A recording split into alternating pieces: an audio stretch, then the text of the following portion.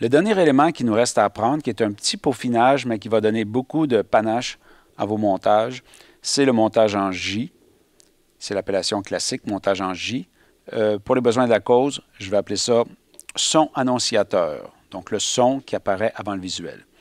On va regarder un court extrait de 2 clips qui se suivent et on va voir l'effet visuel et audio que ça produit et je vais vous expliquer comment je le réalise. Donc ici, on a une vue du carré Saint-Louis d'une fontaine qui va passer à quelqu'un qu'on interviewe.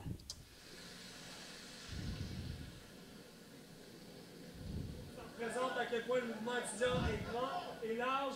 On a des droits sur l'artiste, c'est pas un privilège et on veut ça pour...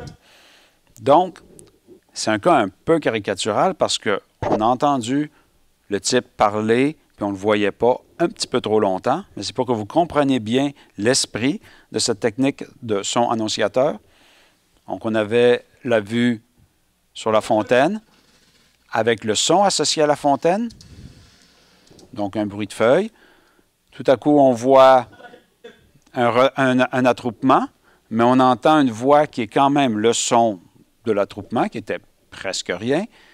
Et en surimpression, on a le son de l'interviewé qui apparaît, qui n'est pas apparu d'un coup sec. Il y a quand même un fondu entrant ici, très rapide, mais un fondu entrant pour éviter le coq, l'espèce de jump cut audio ou entrée agressive. Et il va y avoir un petit fondu sortant pour que le bruit de fond du feuillage disparaisse progressivement. Je vais vous faire écouter juste la transition. Ça représente à quel point le mouvement étudiant est grand et large. On a des droits sur la... D'accord? Donc, on a une coupe franche. Ce n'est pas un fondu enchaîné au niveau visuel, mais parce qu'on a eu un son annonciateur, ça passe. Alors, regardez la forme. Le son est plus long du côté gauche que le visuel. D'où l'appellation J, comme la lettre J majuscule, une patte. D'accord? Alors, comment je vais faire pour faire ça?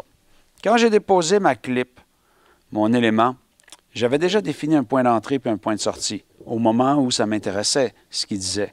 Puis j'ai mis le point de sortie au moment où c'est plus intéressant. Alors, j'avais beaucoup de visuels. L'audio était ce qui était important, son propos. Mais je ne veux pas toujours lui voir la face. Je veux que sa face apparaisse plus tard. Alors, ce que j'ai fait, c'est que j'utilise la commande V, donc la flèche, et je viens mettre le curseur en plein au début du visuel et je maintiens Alt enfoncé. Le secret, là, ici, c'est la touche Alt enfoncé quand on est sur l'outil flèche et qu'on a positionné notre curseur en début de segment. Et quand le curseur est positionné là, j'ai le droit de jouer avec le visuel et remarquer que l'audio ne bouge pas.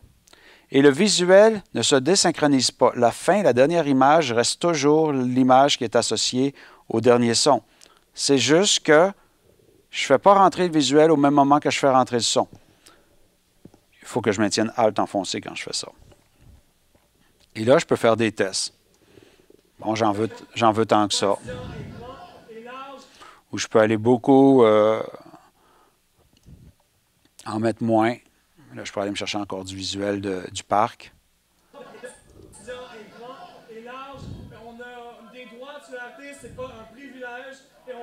Il ne faut pas abuser de son annonciateur parce que ça crée une angoisse chez le lecteur. Comment ça se fait que j'entends une voix, je ne vois personne? Alors, il faut le faire juste là, la quantité qui est appropriée. Je ne vous mettrai pas du temps en secondes parce que chaque situation requiert un jugement. Des fois, quand c'est juste des bruits d'ambiance, un trafic qui apparaît, on peut commencer 4-5 secondes avant. Mais quand c'est un humain qu'on veut voir, puis qui est au premier plan, il ne faut pas le faire trop longtemps. Donc, le montage en J, avec des petits fondus de transition, fondus entrants sur l'audio pour éviter, pour faire un bel amalgame. C'est pas plus compliqué que ça. Il y a peut-être une chose ici là, que vous avez remarqué, c'est qu'on voit toutes les miniatures. Et quand on travaillait dans les capsules antérieures, on ne voyait pas toutes les miniatures. Comment j'ai fait ça? Ici, sur le petit pictogramme de définir le style d'affichage, vous avez l'option « Afficher les images ». Par défaut, il est comme ça, affiché que le début.